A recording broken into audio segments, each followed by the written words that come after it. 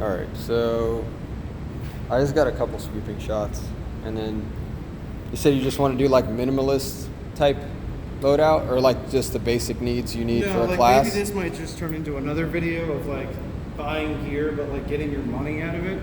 Okay. Like a Spiritus type of system, like once you get it together, it's probably the most useful thing you'll get, because you're not dedicated to something. You can always just buy an insert for something else. Mm-hmm. So it's like you don't have multiple things, you're just buying little objects. Yeah, they're. I don't think people realize how versatile they are. Mm-hmm.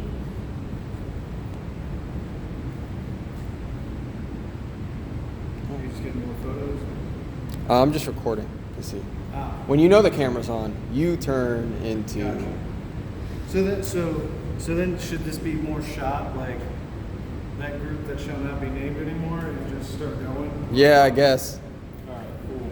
I can like Photoshop a beard and blur out your eyes if you like. Everything else is blurred by like my face. Just your face. So like, well, it's like anything else, man. Like, this shit's expensive. Like, but I don't know.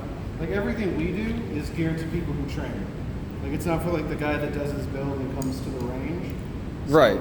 The money's not being sent for the sake of spending money. Right. We actually, You're doing you it know, for a purpose. there's a purpose, and it's if you train the way we do, or at least anywhere similar to that, you kind of need to spend a little bit of money to get something that's going to last you that training. Yeah, but like, okay, so the one thing I'll say, because we both saw that one video of another budget build, Right. It's like if you're buying a gun and you're factoring the ammo for the price of that gun, you probably shouldn't be buying a gun to begin with.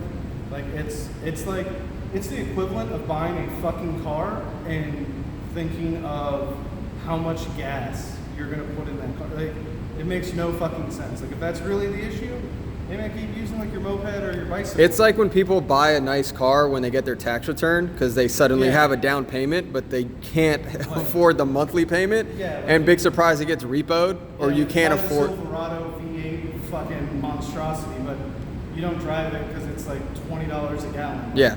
I get it. Like if you're doing precision shit, like then yeah, like that's a normal thing. But like for like an AR or something, like no, don't factor in your fucking ammo. And if it really is like that much of a concern, maybe just hold off a little bit longer. But anyways, digress. So like PSA, we'll start with that. You can get a PSA complete right now. I think for under $500. I want to say it's just under $400 for like an A2 upper and whatever fucking lower they're doing. You can even probably dress it up more with like the Magpul stuff on it. But regardless, let's say you're $400 in. That allows you and gives you the ability to train now. That doesn't mean that the gun should stay like that, because that's stupid. Because like the more you train, the more things are going to change, and you're going to find out quick what needs to go on the gun. It should evolve with you. Right. As your Like, training yeah. evolves and you get better, your weapon and your essential tool Yeah. should get better and evolve with you also. And it's not the mentality of like just as good, because that's a dumb fucking thing anyway, but like it's a starting point to where you want to go. Like take like all the vortexes we ran, like the crossfires, the sparks. Like I've only ever had the one issue with one because I snapped a fucking screw, but that was it. Yours we've been using for a year and a half. Yeah. Still using that same battery. So like, does that mean it's as good as a T1? No. But does that mean it's doing everything that you're putting it through? Yeah. Like the more intense you do things and the more you progress, like no shit, things are gonna change. Like it applies to anything from a sport you're playing to a car you're driving. Everything changes with it. But so let's say, cool, we've spent that $300 on, or that $400 on PSA. Like what next? And it's the same thing I've told everyone we work with, everyone that tries to buy a gun. If you buy any gun, doesn't matter the make, the model, or whatever, with the intent to instantly just gut it, that's stupid. I don't really mess with triggers in my ARs. I typically just do a mil-spec. I've only ever played with one Glock trigger, and that's because I got it on a trigger. So if you're already looking at your gun about how you're going to swap the trigger, do this with the bolt, do this with the buffer, do this with no, then just buy the gun the right way the first time and then just don't deal with that. But as you go, and we'll start with triggers, for example. Let's say you put like 3,000 rounds through your gun. It's at that point you actually have a real opinion on what you want out of your trigger. Like, oh, this trigger's like mushy, or this isn't breakable. Okay, well, like, break it in. Put rounds through it. Get used to how your equipment runs before you start switching shit out on it. Lights. The only budget light, I mean, this is a fucking budget video, but there's a fucking Surefire on it.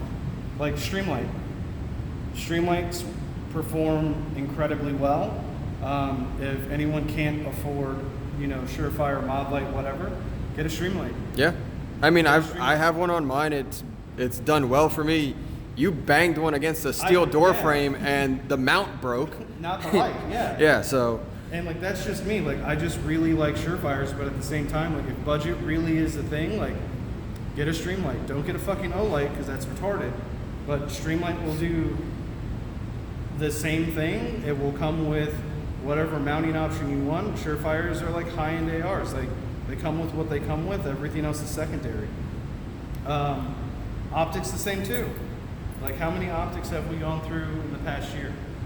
Everything from Hollow Suns to Trichicons to EOTechs, like it just is what it is. Like we haven't had the best luck with Hollow Suns from them just dying, but we've also, like my 507C I had on my Glock for like 2 years.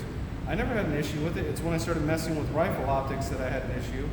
This guy's still new, so we're gonna figure out what he's about. But like rails, everything like that, like those are all going to change with you. Like if you start out with that A2 handguard, that plastic monstrosity, like it's going to change. And I think that's the one thing no one understands is like your budget build, like that's not it. That's not it. Like that's where you started, but it has to grow and evolve with you. Because you're going to go to a certain class or you're going to do a certain something and you're going to realize like, oh shit, like I either need to ditch my front sight post because I don't like it in front of my red dot. So flip up sights or you just get rid of them completely. But your handguard's going to change to like M-lock or key mod or a quad rail. But that's just the thing. And no one, I don't know. I think that rubs everyone the wrong way when we tell people that. It's like the gun's only going to be as good as you, but if you're growing, the gun always grows with you. I think people want to justify their purchase. I get that, and but I get validating their decision. The amount of money they spent, but I feel like if you train, that validates more than anything. And that's the because like I'm not gonna feel bad about whether I spent $200 on something for my rifle or I spent $2,000 on for my rifle. If I go out and am using it and I'm testing whatever said thing I put on my gun, and it's working for me, or maybe it's not, but at least I'm like testing it and make sure it works for me. That's a justification for whatever it costs. Now, obviously, stay within your budget. That's the like other thing too. like your personal budget, but so you know, like, don't be that person that goes without. Like if this purchase is going to like affect you until your next paycheck, like don't buy it. Like especially like family men and like or women for that matter, like if it's going to affect potentially your family, don't get it. Wait. Like just fucking wait. That's the hardest thing. It's like Instagram's kind of ruined that for all of us because they see insert like dude here and they want that, but like I'd rather be able to like put gas in my car and feed myself for like 2 weeks than like, dude, I got this fucking sick optic on my gun that I'm not going to shoot, but man, it's on my gun now. I'm like, I just don't get that. Like, that's retarded. And the only way you're going to like figure out what you need isn't going to like a static range. And the argument always is like, oh, it's too far away, or like I have to put minimal effort into doing it. Then don't do it. Like, I'll never understand wasting money on things like that you don't use. That's why like when people talk like gear, like, oh, what's the like the one piece of kit? Like a fucking belt. Like buy a really good fucking belt. Not a battle belt, not a whatever, like a solid EDC belt that you can like carry a holster and put a pistol mag or rifle mag pouch on. You'll use it every day because a bunch of times people will buy like their chest rig And that's exactly how it is in their closet, other than a photo or like LARPing Black Hawk Down around your house. But like, that's it. This is the most it will get used sitting in your closet. But we bought it because it's really cool and it was expensive. Like a belt, you'll get the most use out of it. Now, if you train enough and you realize, oh man, I don't like working out of my pockets, because spoiler alert, you can do that at a lot of classes. Like, then yeah, get a chest strap. Like, everyone wants to know, like, what body armor should I get? Blah, blah, blah. Like, learn to shoot first. Like, that is, like, way more important than, like, figuring out, like, what HESCO plate you want and what carrier you want. Like, by no means am I, like, snobbing anyone, like, because I like nice shit like that, too. Like, I have nice shit like that. The only difference is, like, I use the fuck out of mine. And then when I'm over it, I sell it to someone else and I replace it. But the equipment has to get used, otherwise it's just being wasted. And that's like the most annoying thing in the world to me.